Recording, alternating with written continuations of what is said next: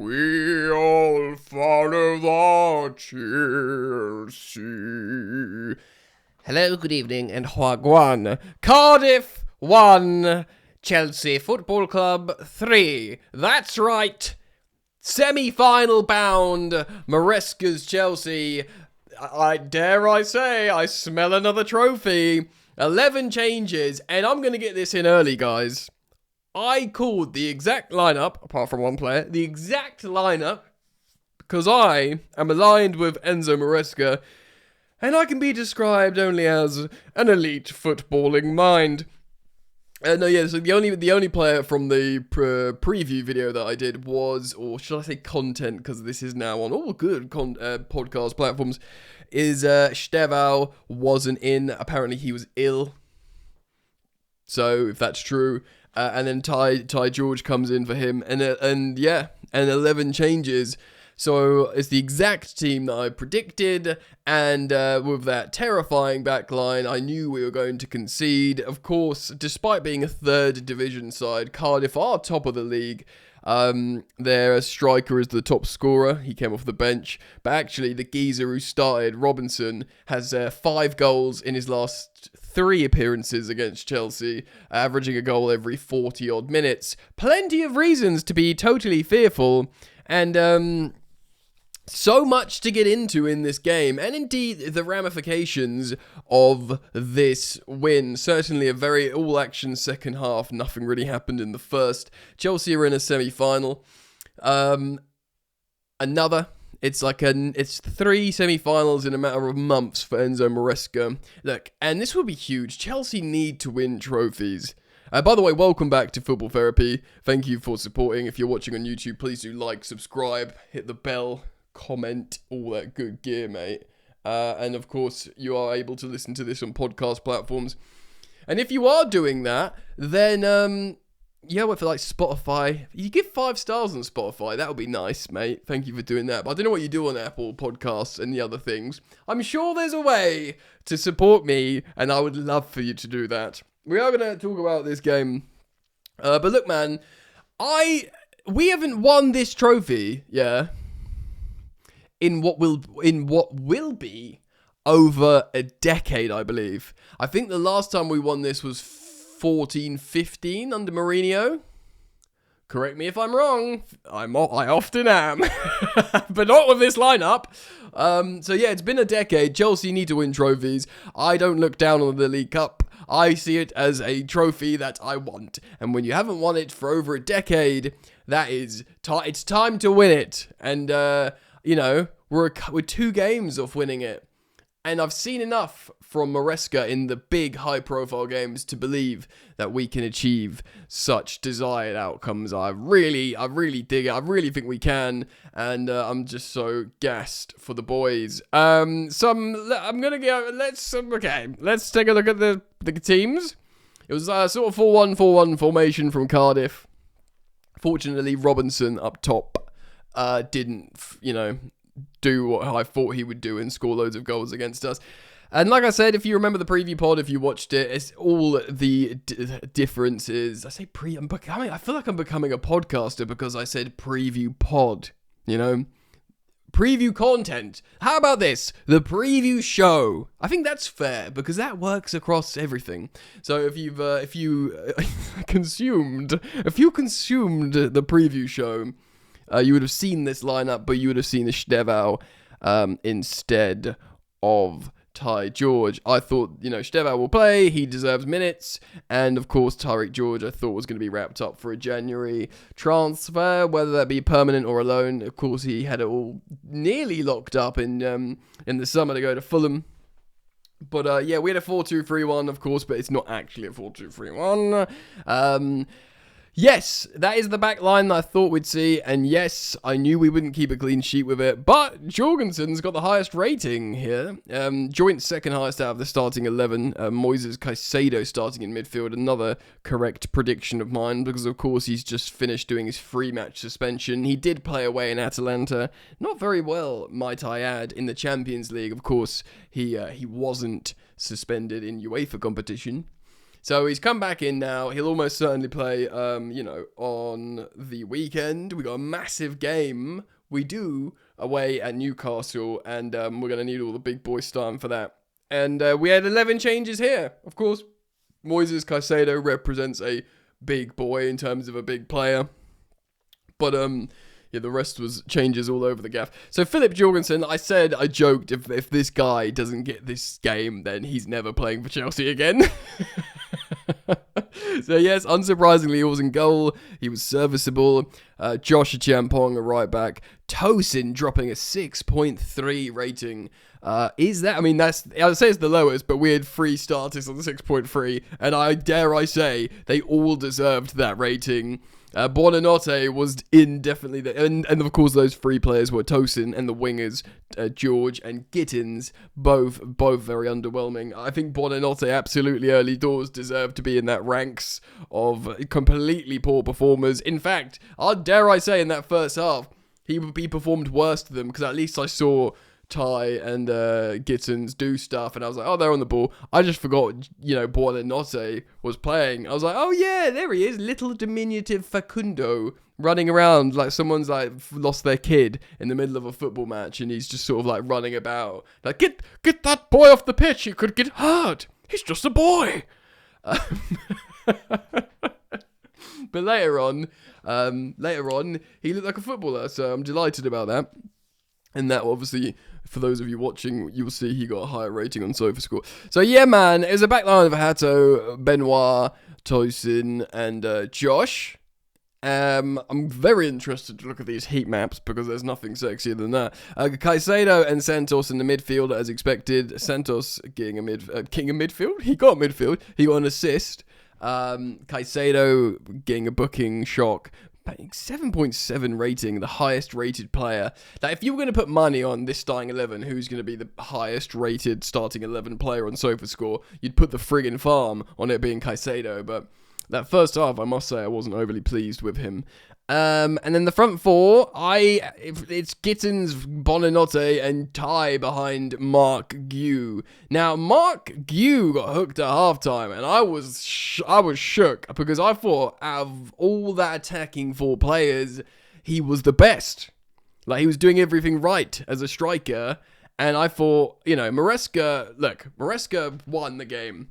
And he won the hearts of Chelsea fans. They were singing his name, and I'm delighted for him. I'm a big believer in the Chelsea manager, so I'm pleased for him.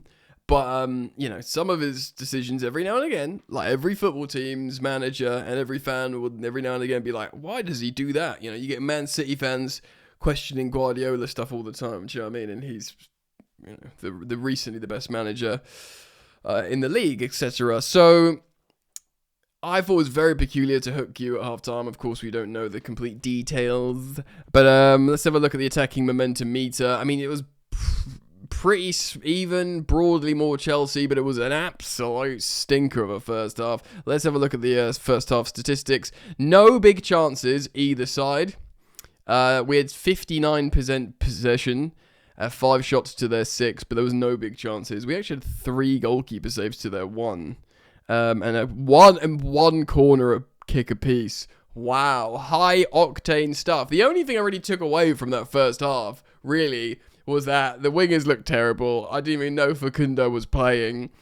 They actually knocked the ball around pretty well, actually. And they you know what, man? They kind of like looked like the Premier League team, and we were like sticking it on them, fouling them. It's almost like Maresca went to them, right?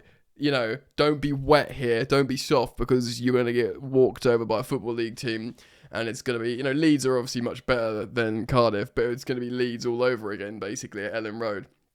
So we came out and we were like sticking it on them and like fouling them, and I thought, they look like the Premier League team, like knocking it about, and we're just like sticking tackles on them, like Jamie Gittins was out for blood early doors, and I was thinking, this is weird and backwards.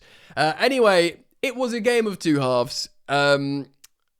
Look, firstly, the attacking momentum meter was Chelsea. A few moments from them, that we scored in the I mean, like, firstly, statistics. Let's look at the statistics. This is the second half. So actually, they had slightly more of the ball than we had. We had 49% possession, which, statistically, is less than 51. But, most pertinently, gang, look at this. 5 big, beautiful chances from Chelsea, and only one mere one for Cardiff City. I must say, it didn't feel like that throughout the second half. I was certainly feeling uncomfortable at certain points, but there we have it. 15 shots to their 4, and they did make 3 goalkeeper saves. And look, corner kicks, 7-1. So we had 7, they had 1. So really, really slapped them up in terms of how it went in the end. And Garnacho, player of the match, scoring 2 goals. The timeline, I mean, the first half was just yellow cards. Oh, look, Caicedo got booked for an argument. Why does he do that? You know? Why? I'm assuming he was the captain on the day. He must have been. I haven't actually looked, but I'm assuming he is. So, yes, pretty boring, stinky halftime, nothing. And then, yes, the 2 changes are Garnacho for Ty George, which moved Jamie Gittins over to his non-preferred side of right wing, I think. And then Mark Yu comes in for Joao Pedro. So Joao Pedro goes to play striker, which I don't like, bro. I've been, been very vocal about my displeasure. So we make those changes. We look better at the beginning of the second half. 10 minutes in, they make changes. They bring on Selec, which I believe is the top scorer in the league. So they're really going for it. And the invisible child, Facundo Buonanotte. I'm having a bit of fun. He's a great young player. He's very talented. I am not slagging him off. I'm joking. But he was like an invisible child. No, he was a child that was mostly invisible until he sort of came into vision, and you were like, oh yeah, look at that guy. But he assisted Garnacho in the 57th minute, and we were worth the goal. We looked good, everything was clicking, and then after that, Pedro Neto comes on with Malo Gusto in the 66th minute. So we score in the 57th and the 66th, and they end up equalising against the run of play in the 75th minute. But between that time, the 66th and the 75th, so it was a 10-minute period. We're 1-0 up. We brought on Gusto and Pedro Neto, which were 2 of Chelsea's form players this season. That is undisputable. You could argue they're both in the top 3 even, maybe. I don't know. I mean, Gusto's been scoring and assisting. Pedro Neto, I think, is undeniably our form, dare I say, attacker this season.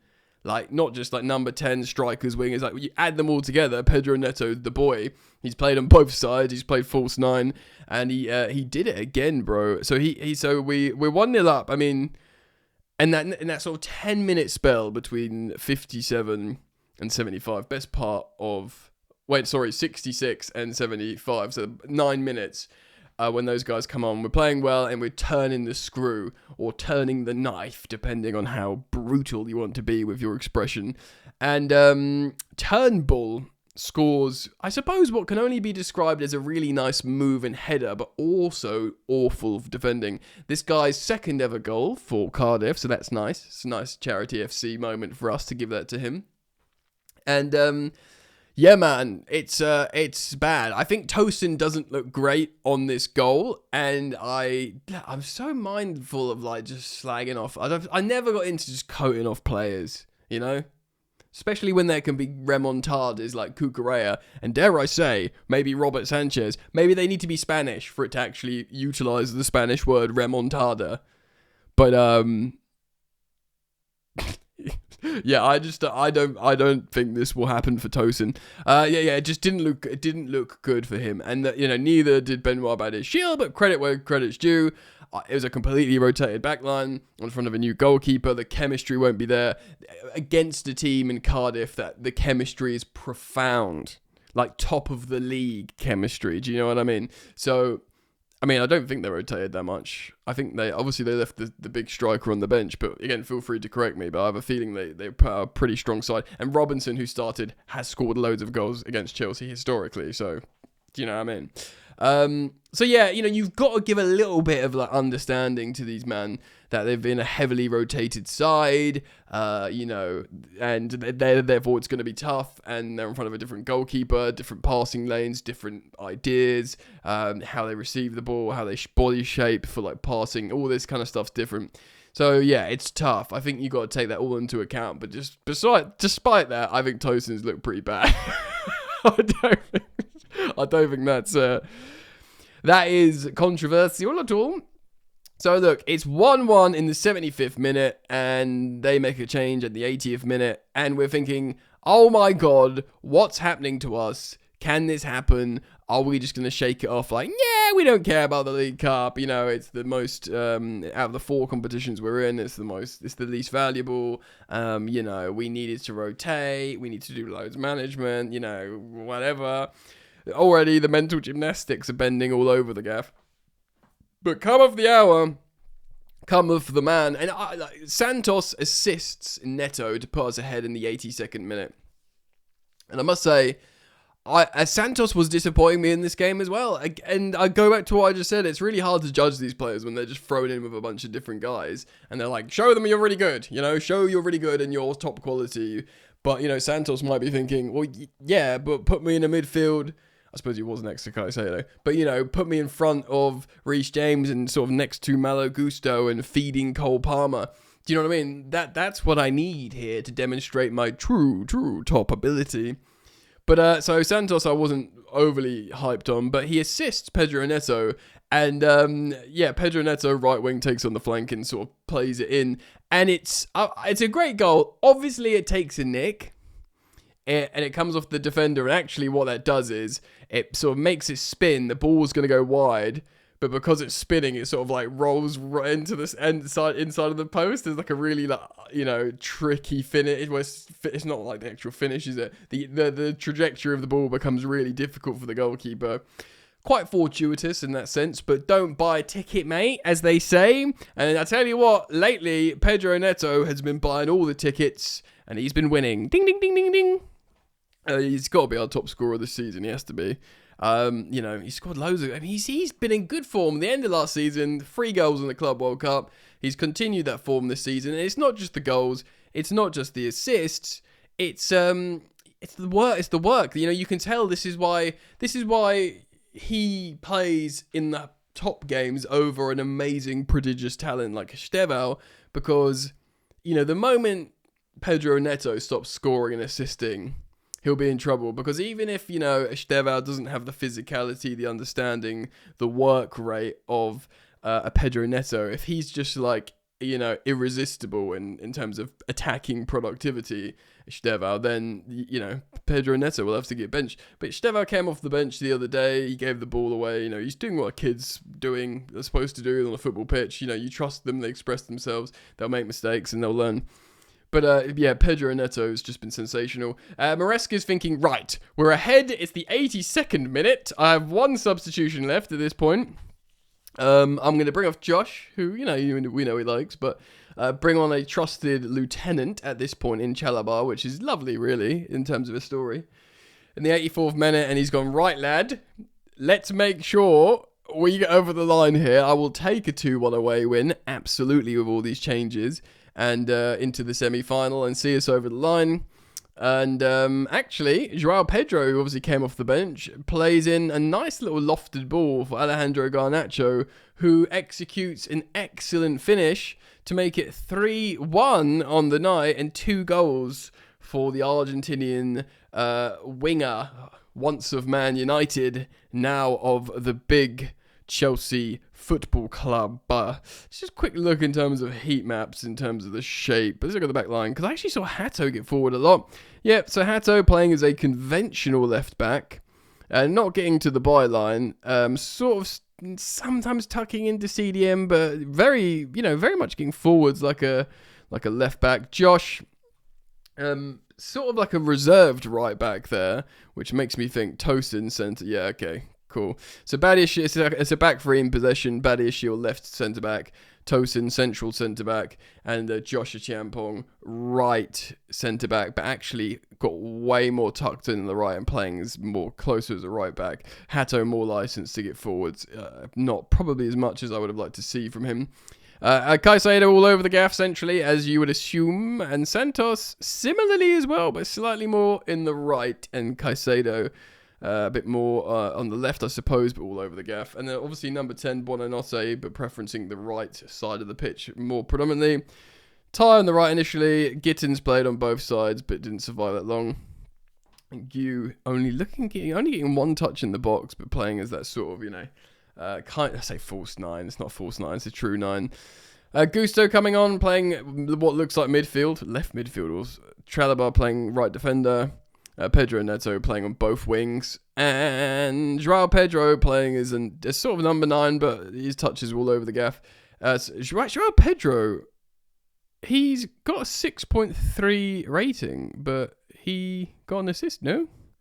So why has he been given such a stinky rating? I mean, he has. So he got an assist. He and made 2. He got an assist, created a big chance, which would be the same thing.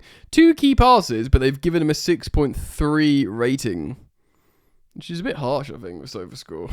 I mean, I've been very critical of Joao Pedro recently, but that's a little bit harsh. Of course, the boy on the night was Alejandro Garnacho.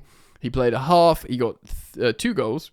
And, breaking on the left-hand side, he made 2 key passes as well. He completed 100... Holy moly. So he completed 100% of his passes. 100% of, passes in his own half and attacking half were all 100% because he completed 100%. 2 key passes on top of 2 goals. Pretty darn good, you'd have to say. Only lost possession twice, which is good for an attacker. Really, really strong performance from Alejandro Garnacho. And just the confidence booster he'll need. I'm very pleased for the boy, actually, I must say. And it kind of makes me feel like it's not the perfect game, because the perfect game would be you win that with the starting 11, Gu scores, Buonanotte scores, you get confidence builder for the B team. But if you can't have that, then give me goal involvements for players that need them, like Joao Pedro, like Alejandro Garnacho. Give me, another Pedro Neto goal. Fine. Cardiff score, they're at home, they're top of the league. Do you know what I mean? It's fine, but we won 3-1, and that's about right, and I love it. Because we can go and win this competition. Of course, the usual suspects are still involved. I think, what is it? It's Arsenal and Palace, I believe, which would be an interesting match. I mean, Newcastle and City is still in there, and some other man. But we can win it, man. We can win the League Cup. Ride high, ladies and gentlemen. Sleep well. Wake up well. Go about your lives happy, because we can win the League Cup. Obviously, I'm being a bit silly, but I do genuinely really want to win it again. It's been so long, and we deserve it. Heck, I deserve it. Look, you deserve it. But of course, as always, let me know what you think. Please do leave your thoughts. Thank you for supporting me, as always, for liking, subscribing, following, 5-starring, and all that good gear, mate. And I hope to see you back here very soon. Take care. Peace.